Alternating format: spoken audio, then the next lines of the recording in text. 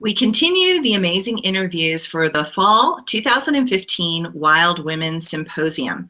Today I have with me Angie Millgate, who was one of our amazing psychic readers in the last symposium, and she is going to be a facilitator this time at the Wild Women Symposium, which will be at the Leonardo in downtown Salt Lake City. It's a beautiful, beautiful event center, so we hope so many of you can come and see it. It's got a kinetic sculpture in the center, which changes based on the energy in the room and in the space. And so I'm super stoked to figure out what kind of shapes this sculpture is going to make when we have all these amazing wild women coming in from all over the country to this symposium.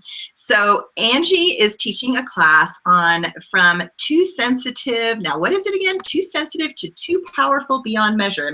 Is that correct? Is that what it is? Close. Thank you, Suzanne. I've titled it an incredibly long title on purpose because I'm a wordy wordsmith, but I call it From Too Sensitive to Powerful Beyond Measure. So shifting from being too sensitive to being powerful. So tell us about this class. What made you want to do this class? Ooh. What made me want to do this? It's sort of a calling. No, it's not sort of. It's really a calling. I am so passionate about supporting people in remembering who they are, especially the women, because there's so much strength in women that has for too many centuries been pressed down. And it's been my commitment, my goal to help women open up to the remembrance of who they are.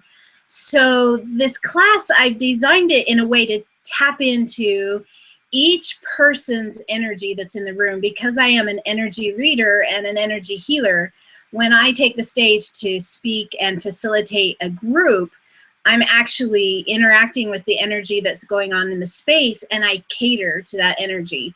So this class can be a combination of meditation, movement, channeling, because I also do channeling of messages, questions, answer. It's all about bringing you into you so you can find your truth, because that's what I'm passionate about, is having each woman, especially our women, living in their truth, speaking up for their truth, being in their power. So I developed it because all of my life I've been too questioning, too curious, too emotional, loving too big, loving too much, asking too many questions, wiggling too much. And as you can see, I still wiggle a lot.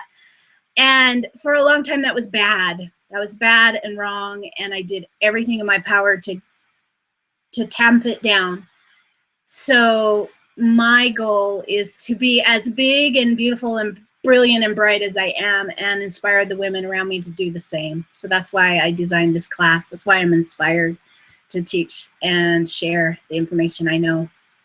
I love that, because I think so many people come to the Wild Women Symposium because they're trying to ignite something. And I call it the Wild Women Symposium, not because I think we're going to get wild and out of control in the fear-based sense, but that we give permission for these parts of ourselves that are too big or too powerful to come out. And when you're around a whole bunch of women, what I love about women is that women they're not intimidated by another woman's power in general. Do you know what I mean? It's like they might actually be intimidated by another woman's beauty. That is true, but not really power. So we have an environment. We've created a container with the Wild Women Symposium that gives the women a safe space to explore edges that give them, a place that they can find where their limitation or their judgment is, and they can lean gently into it in a very loving way and open it up to a whole new possibility. And your class, I love the name of your class, because I'm like, oh my God, I was the same way. It's like, okay, she's dancing in my room again. It's like, Mom, get her out of the room. And, we have all this thing that, okay, don't overwhelm. And I think that really, if we look at this all the way back to the Dark Ages, the women that have survived and procreated were the ones that learned to keep their mouths shut. Yes. During the Dark Ages, millions of women were killed for being midwives and herbalists and all this kind of stuff. So we have this genetic kink that has been going on for a long time, and we're finally in the Aquarian age, which is feminine, and we're finally in this place and in a culture, thank God for America, that women are allowed to have power and come into their power. And this isn't like we're trying to be the men. I'm trying to create a space where women can find that expression of their emotion, and they can find their voice, and their voice doesn't have to sound masculine. It gets to sound the way it is. And so rather than us fitting into the masculine box, I want to expand the box to say, that's a masculine conversation, and this is the way a feminine conversation goes, and to create a society that can adapt to both, and that one is not better than another. But to do that, we have to train women to come out and speak and talk. So in this class, I mean, can you give us some like little teaser hints about what it's going to be like? First of all, I'm so excited. Let's go now.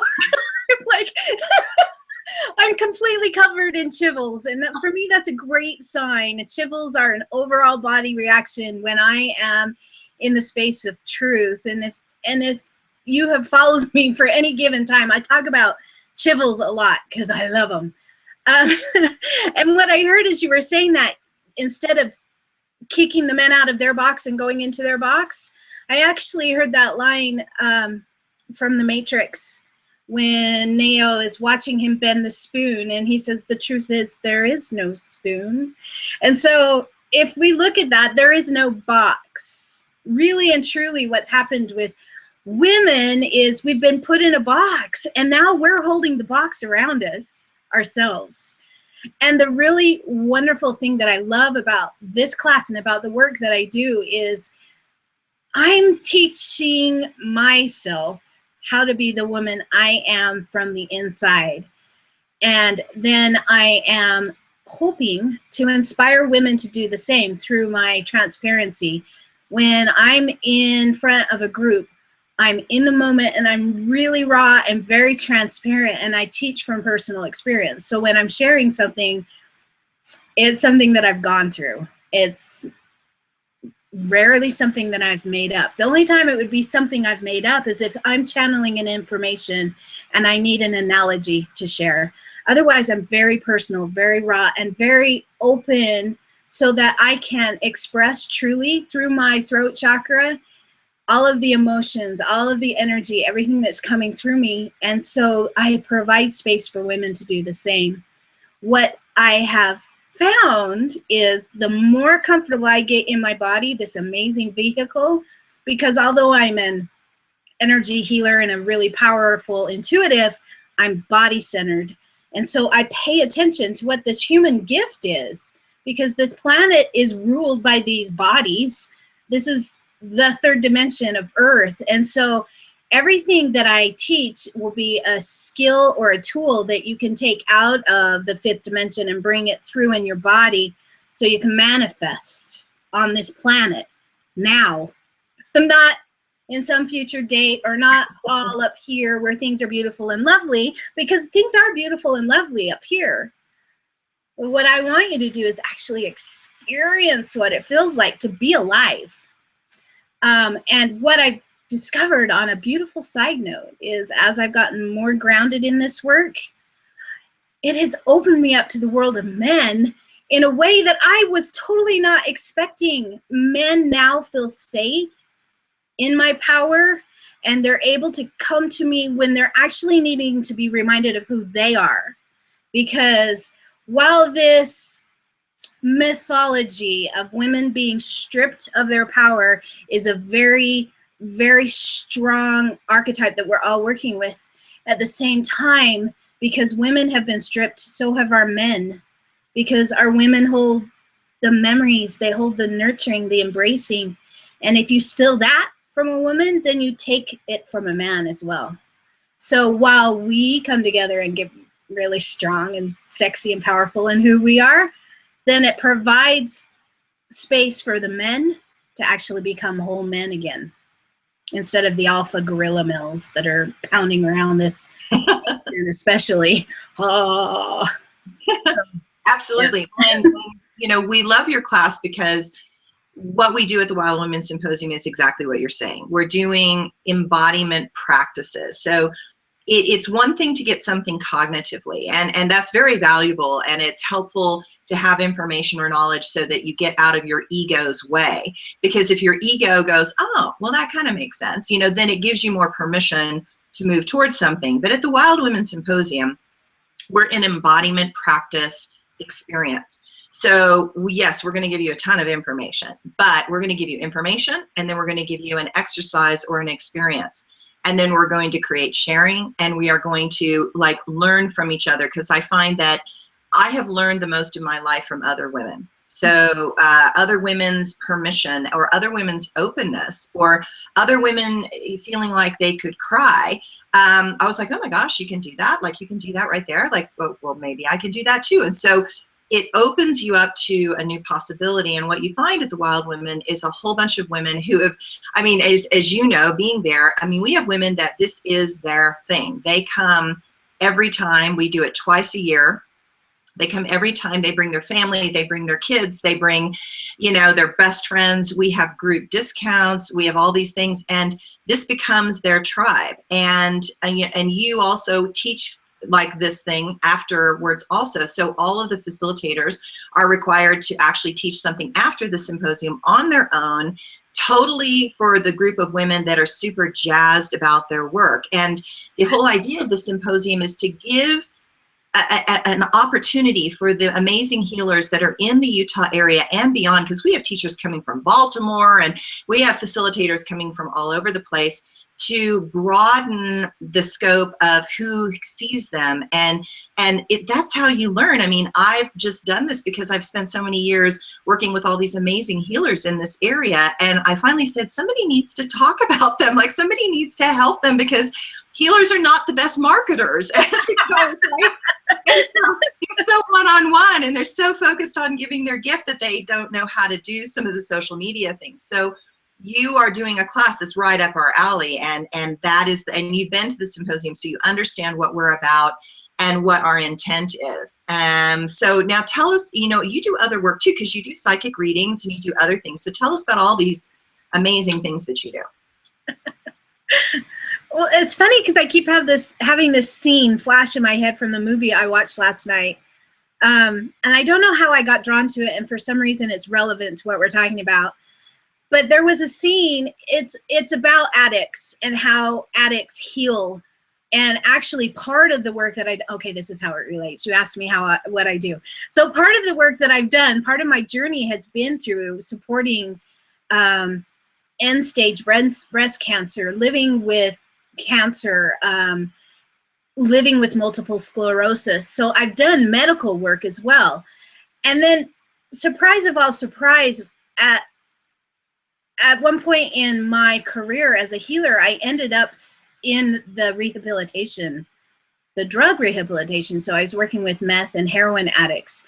So I have learned so much about that in the process. You know, how do you energetically heal from these chemicals that are coming inside your body that you're putting in there?